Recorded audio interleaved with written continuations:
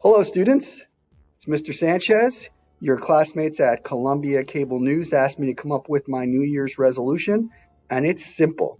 It's to have a much better 2021, and we can do that by being safe and healthy and welcoming you all back as soon as possible.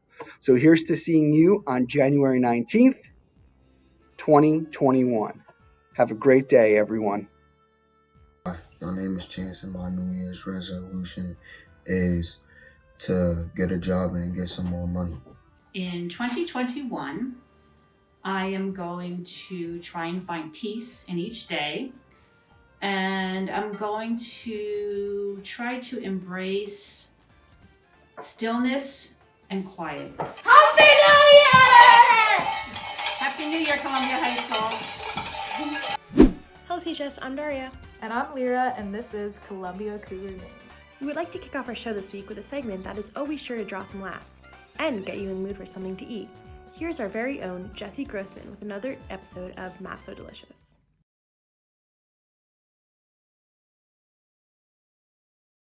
Welcome back, CHS. Today, Math So Delicious, episode number 2. I'm here with Aiden Burgos. This is a certified hood classic. Yes, we're very excited. Today we are in South Orange trying Chiboba Cafe. We're thinking about getting some sushi burritos. I think it sounds like a good idea. What about you, bro? I'm excited. I've never had a sushi burrito before, but we're going to give it a try. I have not either. I'm very excited myself. Let's get it, boys. So, after an approximately 15-minute wait, we finally have the food, okay? We both got a spicy crunch wrap, which includes spicy salmon, crab meat, sweet onion, carrot, spicy mayo, sriracha, seaweed salad, masago, and tempura flakes. I'm very excited for this. He's very excited for this. Let's get a close-up right here. Oh, they cut it for us. They're gonna eat. Wow. Oh, yeah, we're getting some sauce on here. Ready to go. Nice. Cheers, bro.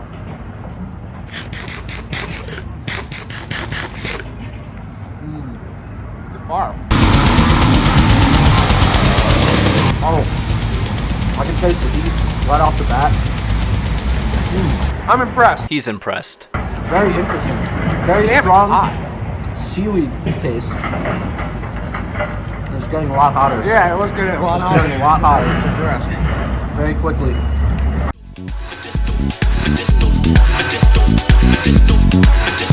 We just finished, and we're gonna adopt the Dave Portnoy scale for this one. I'm gonna rate it overall solid 8.9 out of 10. I think that's pretty fair. I'm going to give it an 8.3.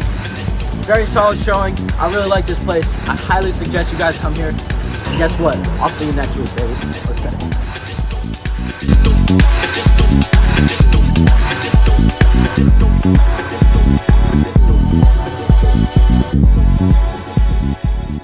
This year's Shakespeare Festival logo competition is underway. Combine the quote, "The trumpet sounds, be masked, the maskers come," with Columbia High School in a creative way.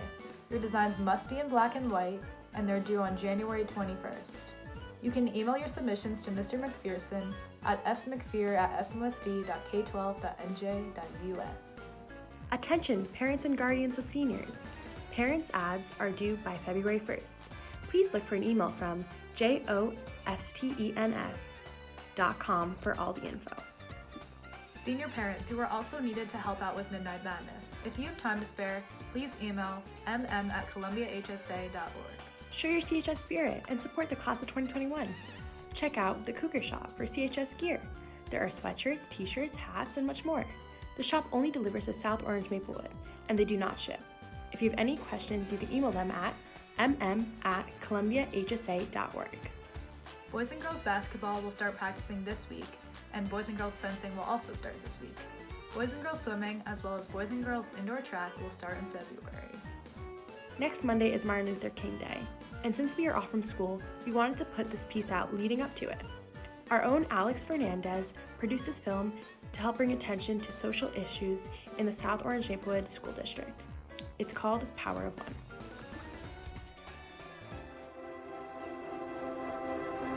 Now we got to get this thing right. What is needed is a realization that power without love is reckless and abusive, and that love without power is sentimental and anemic.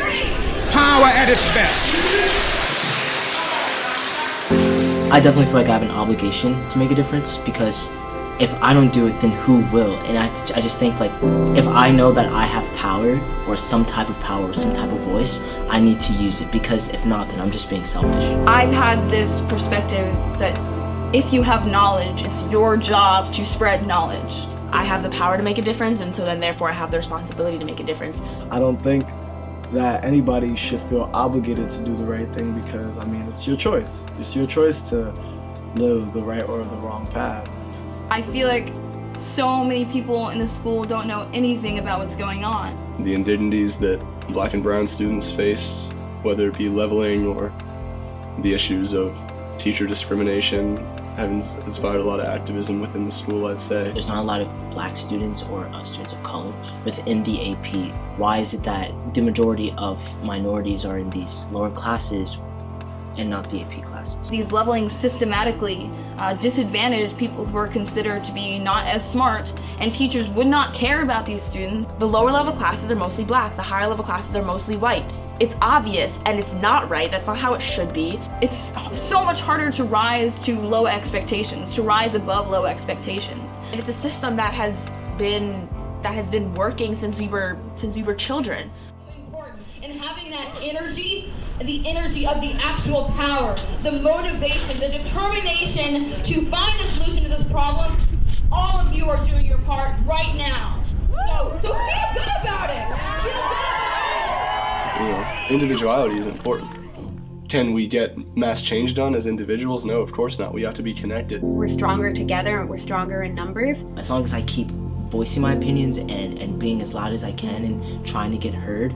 Find out what your voice is, where it's coming from. We hear a lot of voices here at Columbia, and sometimes they all sound the same, and I think individuality is really important. Build a platform by the words that you're saying. I feel like no one should be discouraged because they don't have clout or they don't have the resources to speak on a global stage, national, even local. If you continue to try to push your message out there are going to be people who are going to coincide with you and who also agree with you, who can help you create the bigger picture of what you're trying to say or what you're trying to do. So, like, to educate my peers and hopefully get them inspired to want to do more. If you want to start making change, find people who are already doing it. I led strikes and walkouts with my club, Students for Justice, and along with the Environmental Club.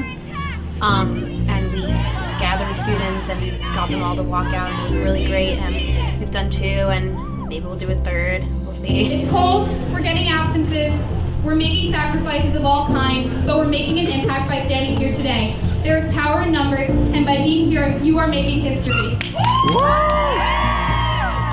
The world isn't fair, and I don't appreciate that.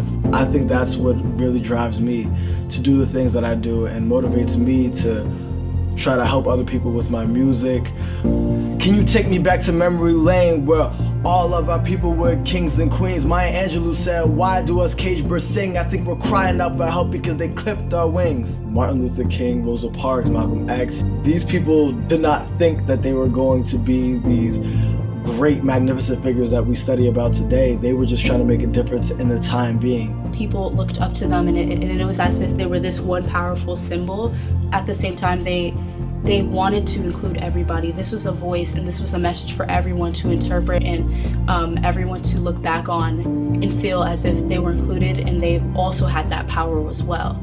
How are we deconstructing hatred around us and within ourselves? We have to be constantly doing that work. And it's really important work to be done, because otherwise those, they'll just fester. Hatred should be nowhere in a school environment, not in a place where we're growing, we're being cultivated. The years that we spend here are going to have an impact on us for the rest of our lives.